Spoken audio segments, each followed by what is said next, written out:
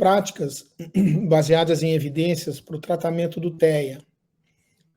Então, aqui, conflitos de interesse, os últimos que eu tive nos últimos 2 anos, e que tem medicação aqui que está sendo citada, então eu sou obrigado a declarar. Falando de tratamentos complementares e alternativos, que é uma coisa que as pessoas que têm filho com TEA fazem bastante, às vezes a gente sabe, às vezes a gente nem sabe, e são sistemas de saúde que têm práticas e produtos que no momento não fazem parte da medicina convencional, pelo menos a maioria deles não fazem parte. É muito comum, então, os pacientes com TEA, 50% a 75% estão recebendo algum tipo de tratamento complementar alternativo. Quase 1/3, segundo Levi e colaboradores, recebendo terapias dietéticas, e os pacientes, os pais dos pacientes veem a gente como médicos convencionais que não estaríamos confortáveis em discutir tratamentos não científicos e geralmente não falam. Os pais são relutantes em compartilhar informação a respeito do tratamento alternativo com os médicos de seus filhos. Algum desses com evidência, outros sem. Então, eles têm a percepção de que, na maioria das vezes, é verdade que o médico não tem um conhecimento minimamente adequado. O médico, por outro lado, não questiona essa parte. Às vezes, tem tanta coisa para discutir que falta tempo para discussão. O médico também, às vezes, não vê necessidade de comentar outras terapias, o que é uma coisa importante, a gente vai estar falando aqui. E os pacientes têm uma preocupação de serem recriminados, as famílias, né? Só para lembrar, temos os tratamentos biológicos e os não biológicos nessa linha. Alguns desses que estão aí, vocês vão ver que não são, a gente usa no dia a dia. Então, modificação de dieta, vitaminas e suplementos, quelação, melatonina, medicações off-label, imunoglobulinas, oxigênio hiperbárico, ozônio. Estou falando rápido, mas depois eu vou voltar nesses assuntos. Integração auditiva, acupuntura, massagem, musicoterapia, yoga e ecoterapia. Aí tem uma coisa que eu quero mostrar inicialmente, até para exemplificar o tipo de coisa que a gente está falando aqui de práticas em evidências. Surgiu uns estudos no passado, não distante, de infusão de astrócito de criança neurotípica em pacientes com TEA. Será que isso podia ser a cura da doença? E esse estudo foi feito aqui na USP, em crianças, colocando astrócitos, aqui o controle, e aqui a pessoa com autismo espectrum disorder, e aqui embaixo, após a estimulação, tendo mais sinapses do que aqui.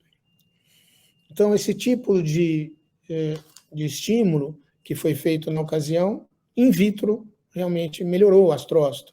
Então, poderia causar mais sinapses. Qual que foi o problema? Que quando foi feito no indivíduo que tinha a mutação estudada, não mudou nada na prática. Tem estudos que a gente continua fazendo, até com drosófilas, junto com o pessoal do Chile, que parece que melhora quando você tem essa mutação do caso que foi estudado. Mas o caso em si, que foi o único que foi utilizado, não teve resultado, e há um desconhecimento de que alguma coisa tenha você intervindo através de uma coisa desse tipo em pessoas com autismo, você possa ter um resultado satisfatório com base científica ainda. No caso, foi usada a erva de São João, que in vitro foi bom, e no caso do paciente não mudou. O que a gente precisa ver é que os estudos in vitro não são estudos que a gente tem que valorizar, que são os randomizados duplos cegos, e as revisões sistemáticas, as meta-análises. E assim vai uma pirâmide de crescimento. Animal também, a ocitocina foi bom em animais, mas em gente até hoje não se mostrou satisfatória. Artigos de ideias, relatos de casos, série de casos, caso controle. O que interessa mesmo, que a gente tem que encarar como evidência científica, é a revisão sistemática, meta-análise e os randomizados duplo cego.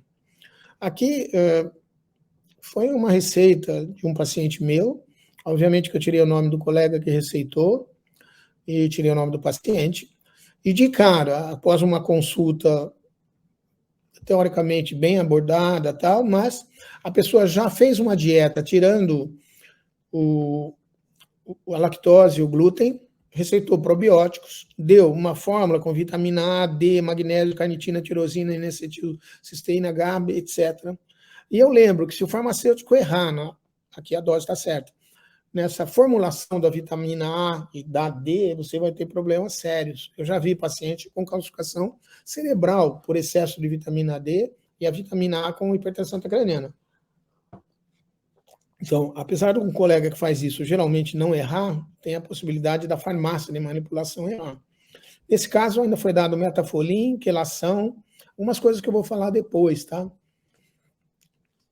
A pergunta que vem é, o que vai sair no Google semana que vem ou amanhã que eu possa incluir numa fórmula dessa? Isso me preocupa muito, porque tem crianças servindo como cobaias. Eu vou falar sobre isso. Ou, dependendo do colega que faz isso, ele pode ter outros interesses, ou não. De repente, a pessoa acredita mesmo nisso, mas eu não posso trabalhar medicina em evidências hoje como eu acredito, na minha experiência. É o que a gente tem que falar aqui, é qual que é a experiência científica. O que acontece?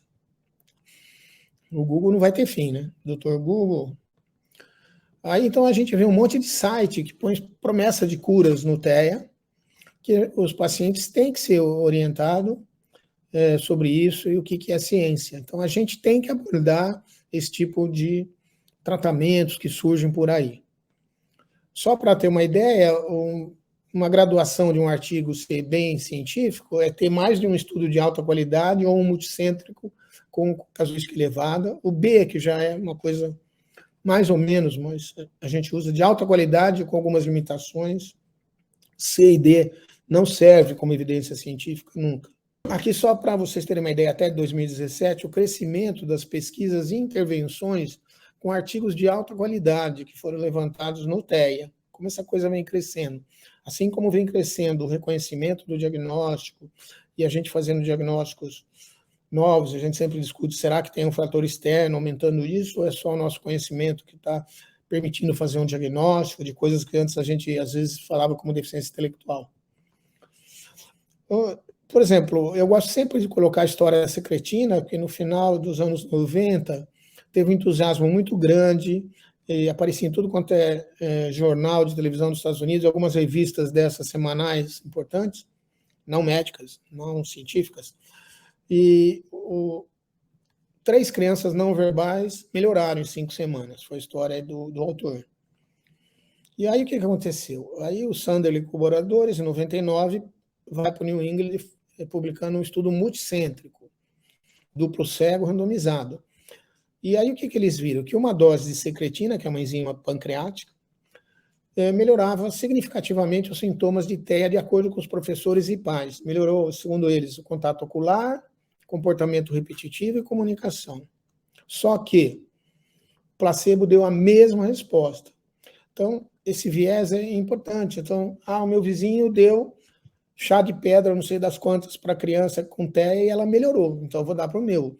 Você tem que ver que tudo tem efeito placebo. No caso, ficou bem claro que uma coisa que parecia que era boa não tinha evidência científica.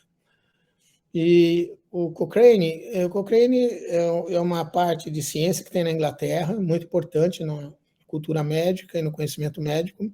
Eles juntam pessoas super estudiosas de um determinado assunto, e quando não tem, principalmente estudos melhores de meta-análise ou duplo cego randomizado, você vai e eles emitem uma opinião. E a opinião deles, em 2012, depois daquilo, é que não tinha, e já outros estudos que surgiram, que a secretina não seria efetiva para o tratamento do TEA. Então a gente tem que separar o que é verdade do que é mito, certo? Então eu vou citar algumas coisas aqui, dentro do tempo que eu for ter. A vitamina B6, o magnésio, foi muito usado nos anos 80, ainda, logo que eu me formei, tinha muita gente que prescrevia, ainda algumas pessoas voltando a prescrever. Mas o Cochrane, ele falou que tinha poucos estudos, sem recomendação. O nível de evidência para B6 e magnésio é D. Então eu tinha falado que o A e o B, o A é bom, o B razoável, C e D não serve. E, além disso, um estudo que estava sendo feito, clinical trial nos Estados Unidos, com magnésio, teve que parar porque um paciente teve aquela coisa de errar na fórmula e morreu, com excesso de magnésio, que é tóxico. A vitamina B6, a peridoxina, também pode dar uma polineuropatia, e conforme o nível que você dá errado, pode até matar alguém. Tá? Então, não se usa B6 e magnésio. Aí eu pus aqui vitamina A, D e B12. Nenhum deles tem grau de evidência suficiente, D e C para B12, e tem estudos científicos. Não é que não tem estudo científico, não tem estudo científico bom. Ah, mas tem no PubMed, mas o PubMed é muito amplo, o que você pode publicar, tem o impacto da revista, e quando você vai ver, tem problema metodológico. Então, até agora, as vitaminas não se mostraram efetivas aqui, conforme eu estou mostrando para vocês. E o glúten? O glúten, né? A gente deve excluir o glúten em todo mundo que tem TEA? Lembrar que o que acontece? As revisões sistemáticas, os ensaios randomizados mostram evidência que o benefício é muito limitado e fraco. Então, não são artigos duplos cegos direito, pequeno tamanho da amostra, diferentes populações de pacientes. Uma meta-análise de 6 estudos randomizados, com 143 crianças, os sintomas principais do TEA pelo médico, o nível funcional relatado pelo cuidador e as dificuldades comportamentais foram semelhantes às crianças que fizeram dieta sem glúten ou uma dieta regular. Então, assim, a qualidade da evidência no caso do glúten é bem limitada, inconsistente, imprecisa, tem viés. Então, a gente ouve toda hora alguém falar, meu filho mudou a gente não sabe. Para quem tem intolerância ao glúten, realmente ele é bom de ser retirado, mas para quem não tem, não vai adiantar nada. A glúten é a proteína que a gente tem no trigo, no centeio, na cevada. Então, um monte de coisa gostosa, a pessoa vai deixar, vai ser privada. A caseína tem a proteína encontrada nos derivados do leite, que também tem queijos, requeijões, etc.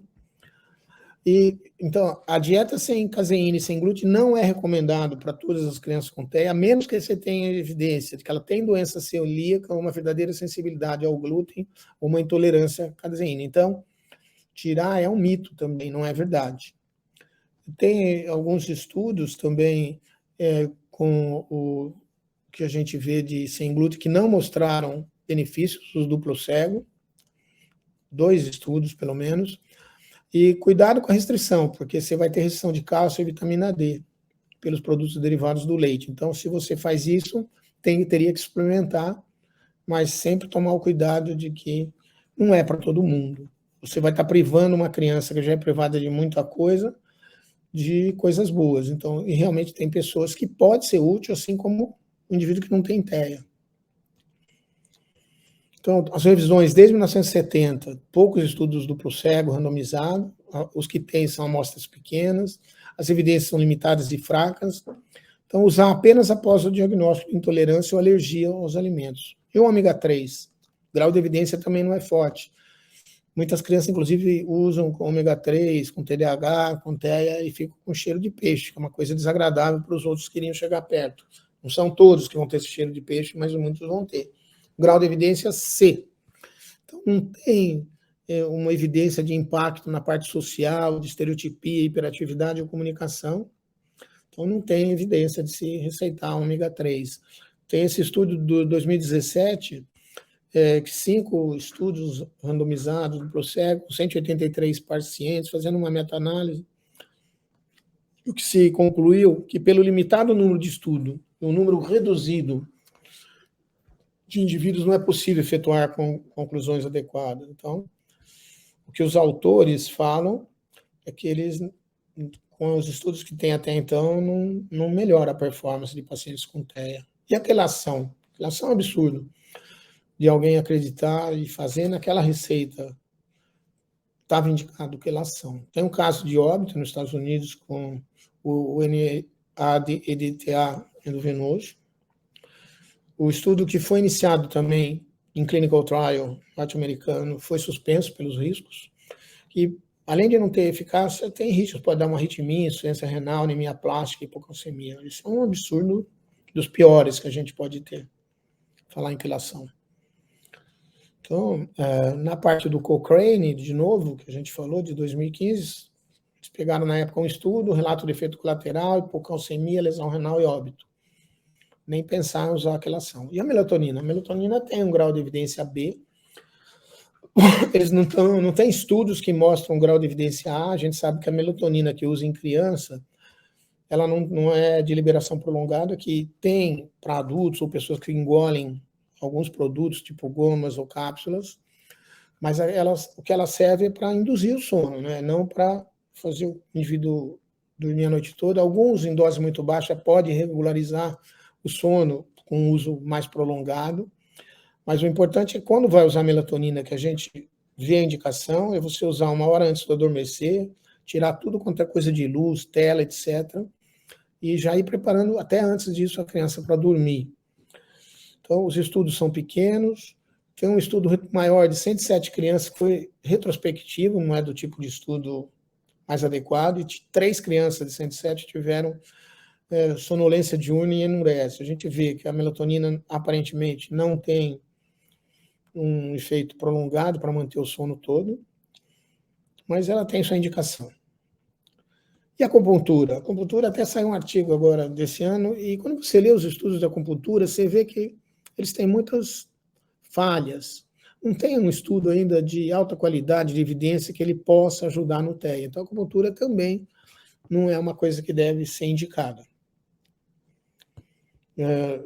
Esse outro artigo até mais antigo, com revisão de 24 estudos, 142 randomizados, etc., um número grande de participantes, mais de 12 mil. O fato é que a eficácia da acupuntura, nesse estudo, mostrou uma certa eficácia para enurese noturna, tique, ambliopia e redução de dor, em paralisia cerebral também, mas não foi clara que ajudasse em TDAH, autismo, asma, náuseas, miopia, etc., e nem epilepsia. Erva de São João. Erva de São João é aquele período com perfuratum, que foi usado naquele caso lá da USP, que tinha essa mutação do gene TRPC6, e que no in vitro, na placa de Petri, lá no minicérebro, melhorou a sinapse, conforme eu mostrei para vocês logo no começo, mas em vivo não tem evidência de que possa ajudar. Então, o grau de evidência também é D. E oxigênio hiperbárico? Sem a mínima lógica, você dá oxigênio hiperbárico para quem já tem um problema. Não tem evidência, não tem sentido, é uma coisa que tem um custo alto e é impressionante como vai e volta a indicação de oxigênio hiperbárico sem indicação científica no paralisia cerebral, no autismo, no transtorno do espectro autista, melhor. E a N-acetilcisteína, né? Também não tem. Randomizado, estudo placebo controlado, 102, 2 crianças sem benefícios. A citocina, tem um estudo sendo feito na psiquiatria da USP, não sei, a Rosa talvez conheça melhor, mas até onde eu sei, ele não está mostrando efetividade. Então, você usaria a citocina, e em ratos o resultado foi bom, mas em gente, até onde eu conheço, não tem um resultado satisfatório, atuando nessas áreas mais anteriores do cérebro, aquele artigo da Science que eu mostrei. 7 estudos duplo cego randomizados sem evidência de melhora. Meta-análise dos efeitos da oxitocina intranasal não mostraram resultados também nesse artigo de 2017.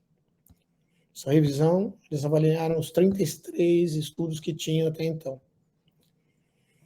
Aqui é do ozônio. Desculpa a risada, mas não tem nada de indicação de usar ozônio. Tem seus custos, tem seus problemas e não tem evidência científica. Então, a gente tem que proteger essas crianças disso. Agora, a arte-terapia, que eu queria falar um pouco, está na moda. Então, aqui são o número de publicações sobre arte-terapia, que vem aumentando bastante nos últimos anos. Pode ser música, teatro, pintura, desenho, dança, música, de novo, teatro. E no Cochrane, a avaliação das terapias, mostraram evidências de que ela está associada a maior chance de melhora global.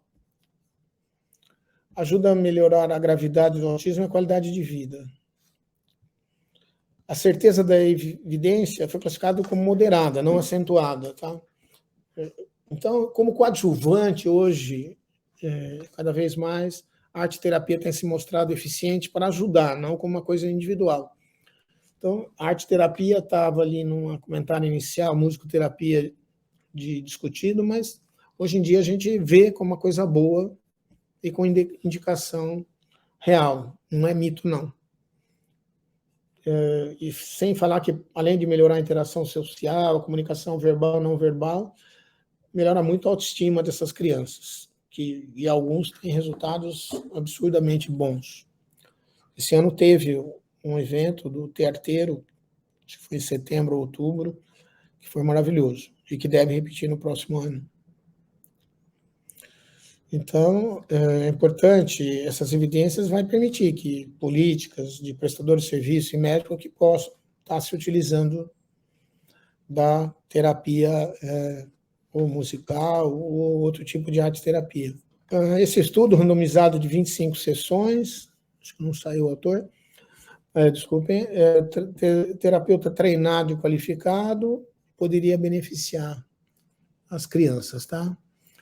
Então, aqui, em musicoterapia, e aqui o vermelho não seria musicoterapia em si, podia ser ouvir música, mas a escala de impressão global de desenvolvimento melhorou em quem fez musicoterapia nesse estudo, entre o ponto zero e o ponto de avaliação após um tempo. Foram 37 crianças, 8 meses.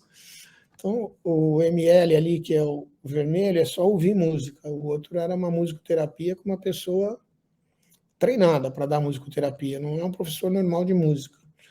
Então, os scores que vocês viram aqui na escala melhoraram mais na condição da musicoterapia, e o tamanho de efeito não foi pequeno. O tamanho de efeito 0,8 é um belo tamanho de efeito. E foi significativo, e 63% das crianças tiveram diminuição de pelo menos 2 pontos na escala Clinical Global Impression, no grupo da musicoterapia. Então, melhorou significativo os sintomas de autista avaliado com subescalas também ABC, em relação à letargia e estereotipia. Só uma revisão, então, os resultados mostram uma área de processo e interação social de melhora, melhorando vários domínios, e as conclusões é que existem evidências da eficácia da intervenção da arte criativa como um tratamento associado ao paciente com TEA, assim como a gente indica a análise aplicada do comportamento com evidência científica. O que tem mais estudos desses daí é o ABA, o Denver, que é derivado. Existem outras terapias que podem ter resultados, mas eles não conseguiram ainda mostrar as evidências científicas com estudos de quem faz essas outras terapias.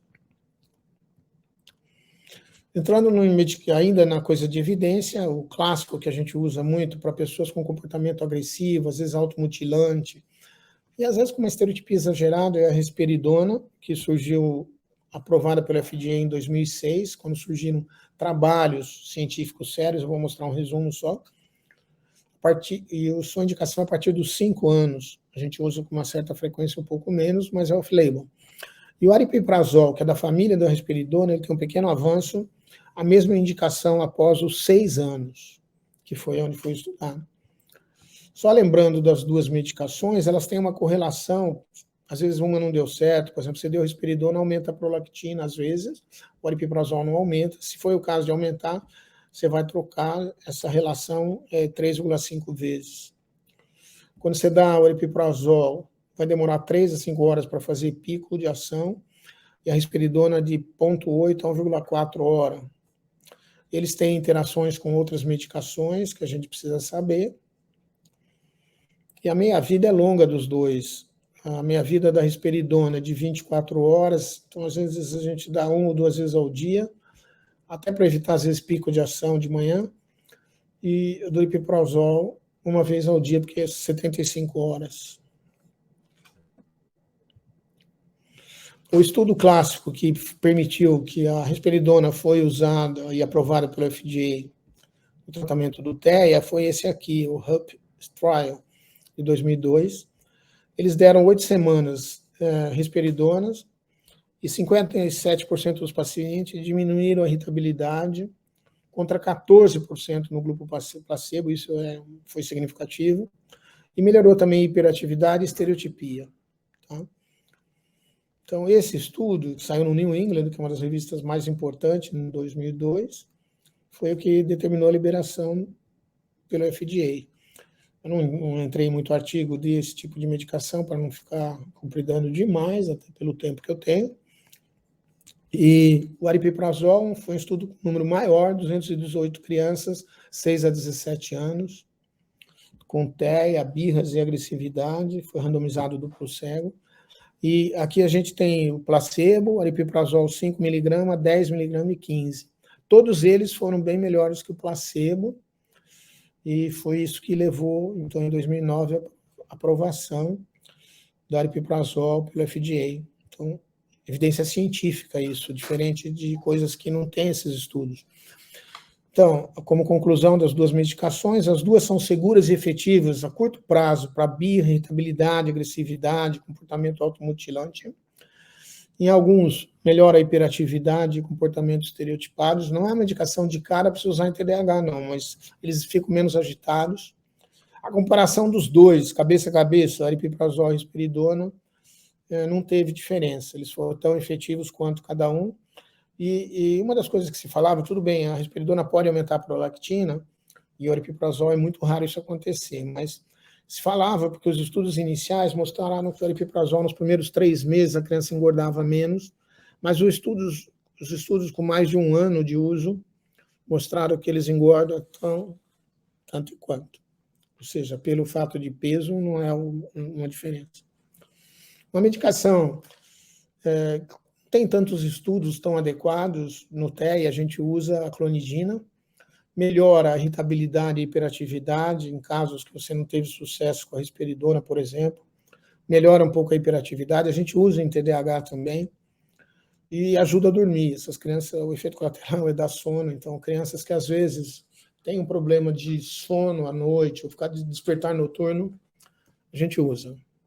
A gonfacina é da família da clonidina, é um agonista alfa-adrenérgico mais puro, é um alfa-2A, a clonidina é um alfa-2A, B e C, tem um pouco mais de efeitos colaterais. A gonfacina não tem no Brasil, relativamente cara, mas é possível de importar. E você tem comprimidos de liberação mais imediata, que se usa em 2 ou 3 vezes ao dia, ou de liberação prolongada, que você dá uma vez por dia, só que bem encarece bastante. Aqui é um estudo no Neuropsychopharmacology de 2018, um estudo randomizado também, de guanfacina em crianças com TEA, 62 crianças, 8 semanas de guanfacina ou contra placebo, e melhorou o TOD, o comportamento opositor, em 44% contra 12% do placebo. Vocês veem, placebo nunca é zero, né? Tudo tem ajuda. As estereotipias também melhoraram, 24% em quem recebeu guanfacina contra menos de 1%. Só que é um remédio que, apesar de dar menos sono que a clonidina, dá sono também. Então, assim como resumo de benefícios provados nas terapias biológicas, que tem evidência científica, a risperidona, aripiprazol, o metilfenidato para quem tem TDAH, o tamanho de efeito é menor do que o indivíduo que não tem TEA. Quando ele tem TEA e TDAH, tem ação, mas é menor. A guanfacina, a clonidina, a atomoxetina, que também serve para TDAH, e a melatonina. E não provados: secretina, quelação, oxigênio hiperbárico, dieta, sulforano e o brócolis. Vitamina B6 e magnésio, vitamina A, ômega 3, probióticos, ocitocina. Esse artigo adaptado aí, o gráfico que eu fiz, um artigo do pessoal que trabalha em New York, no Mount Sinai, 2019. E o canabidiol? Já que ele não vai falar do canabidiol? Então vamos lá, cannabis, né? Você tem a sativa, a índica, etc. E é uma das plantas mais antigas cultivadas pelo ser humano. Os primeiros relatos foram no século 6 a.C. Já foi usada para tétano, epilepsia, transtorno mental. Tem livros chineses mostrando o uso da cannabis bem antigos. E ela usava, em 87 nos Estados Unidos ela foi proibido. Esse Rafael Mechoulam é um búlgaro israelense que isolou pela primeira vez os 2 princípios ativos da planta, da cannabis. Em 63 ele descobriu e isolou o canabidiol, que é esse que tem a proposta de se usar. Em 64, o tetrahidrocanabidiol, o THC, é aquele que dá o high, que dá o potencial de abuso. e identificou o composto como responsável pelos efeitos intoxicantes. Então, é de 63, 64, não foi de agora. E aí se criou os canabidioides. No século XX, começaram a ser usados para tratamento de náuseas e vômitos em pacientes terminais com HIV, melhorando o apetite dessas pessoas e diminuindo náuseas e vômitos. Em 95, a lei da compaixão, né, Compassion nos Estados Unidos, aprovou a regulamentação da cannabis pela primeira vez em décadas. Plebiscito. Pela compaixão é aquilo que não tem o que fazer e às vezes as pessoas podem melhorar e acabou sendo aprovado. E 2 países inicialmente fizeram regulamentações próprias para organizar a produção, o uso de cannabis com fins medicinais, Canadá e Holanda primeiro. E em 2013 foi a primeira vez que o Gupta usou em paciente com epilepsia refratária, isso foi nos Estados Unidos, foi aprovado também como compaixão. E a partir daí aumentou bastante. Eu comecei a usar em epilepsia em 2014, epilepsia. No Brasil, foi a Anne Fischer, que tinha uma mutação, o CDKL5, que dá epilepsia refratária, tem um monte de crises, infelizmente tem esses casos, é chamada epilepsia intratável, né? E ela foi a primeira paciente a ser usada legalmente o cannabis, o canabidiol, né? Então, são 100 canabinoides que você tem, sem efeitos psicoativos. E aqui em cima, o canabidiol, como eu falei, de 64, 63, e o THC de 64, aqui é mais jovem, o mesolano, o indivíduo que fez a descoberta. Tem um artigo que eu recomendo muito, que fala, que foi publicado pelo pessoal de Ribeirão Preto. O CRIPA é o coordenador dessa pesquisa. Vale a pena ler, desse ano, 2022, se seria uma esperança ou uma onda só, será que ele coloca? E aí vale a pena ler. É uma esperança ou é uma moda? O canabidiol, ele tem sido indicado até para unha encravada, brincadeira, mas anti-inflamatório, analgesia, náuseas, sedativo, psicose, anticonvulsivante, ansiedade, agressividade, interação social. Nós, neurologistas, usamos muito como anticonvulsivante. Todavia, no artigo, bom, só lembrar que, piadinha aqui, tem remédios que servem para nariz escorrendo, dor de cabeça, mas os efeitos colaterais podem dar nariz escorrendo, dor de cabeça, dor de garganta, etc. O mesmo remédio que serve para uma coisa. E no canabidiol não é diferente. Esse aqui é o artigo do Aran e colaboradores de Israel, de 2019. E na época ele fez um artigo sem duplo cego randomizado, que mostrou melhoras nos pacientes, depois isso foi revisto. Mas, olha, ele servia para sono, né? Mas 14% dos pacientes que tomaram tiveram distúrbio de sono. 9% usa para irritabilidade, mas 9% tiveram irritabilidade, 9% perderam apetite. São efeitos colaterais que determinaram a suspensão da medicação. Inquietação, sintomas gastrointestinais, ou seja, ele serve para algumas coisas, psique, e para outras, e teve um caso que teve psicose também na casuística desses autores. Então, é esse estudo aí que foi do Aran, então, como eu falei, são 57 casos que foi o total, 39 com autismo o autismo idiopático, sem causa, e eles, então, sem duplo cego, mostraram melhora de comportamento nas duas situações, melhora da ansiedade, assim, entre 10% a 20%, de muito, uma boa melhora, e na comunicação. Nessa época, muita gente, esse Aran é um bom pesquisador, mas esse estudo não tem valor nenhum, porque ele não foi duplo cego randomizado, ele não tinha um grupo controle, mas muita gente se fiou nele. O Aran mesmo, junto com o Kyan Hand, em 2020, no ano seguinte, ele faz uma publicação bem legal de ser lida, e que os dois autores, na conclusão, põem que se você só deve usar o canabidiol no espectro autista, em clinical trial, que é você fazer o estudo duplo cego randomizado, em casos muito, muito selecionados, com irritabilidade grave, e que não responderam aos tratamentos usuais, tipo risperidona, aripiprazol, clonidina, etc.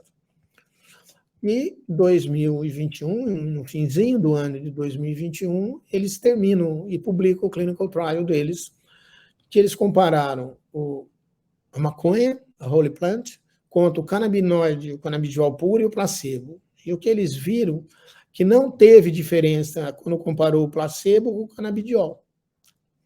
Ou seja, mais ou menos que ele já, em 2020, ele já tinha escrito que não era para ficar usando adoidado para todo mundo, assim como tem os receitadores de canabidiol para todos.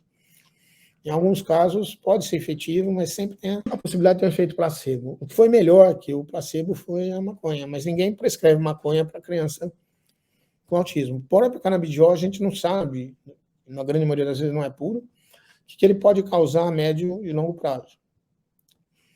E aqui o CRIPA alerta isso daí, esse médico de Ribeirão, que é talvez o maior estudioso do Brasil em canabidiol na medicina, que em adulto a dose habitual é 200 a 1.500 miligramas.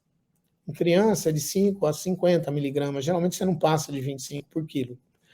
E para ter uma ideia, aqui estão alguns tipos de canabidiol, pegando esse segundo aqui, ele tem 5% de THC. Então, se você estiver dando 300 miligramas, que é uma dose baixa para adulto, ou, sei lá, uma criança de 30 quilos, você der 10 por quilo, que é menos que a metade, tem 15,5 miligramas de THC. Tá?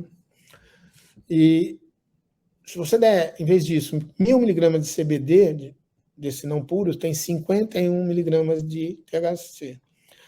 E tem várias publicações mostrando de pacientes que entraram em adultos em psicose com 10 miligramas de THC. Então, precisa tomar cuidado com esse uso do canabidiol não puro e os puros para ver se são puros mesmo. Esse foi feito em casa, então, é um problemaço. Então, evidências do tratamento com canabidiol. A gente tem revisão de estudos. O canabidiol pode ser um candidato para o tratamento, mas ele ainda não é, a não ser em situações muito específicas. Não tem um estudo convincente pré-clínico ou clínico que mostre evidências científicas sobre a eficácia e a segurança do canabidiol no tratamento do TEA. Aqui vale lembrar, a Complia é uma medicação da Sanofi que foi liberada há alguns poucos anos, no mundo todo. O medicamento era usado para o tratamento da obesidade, era o Rimonabant.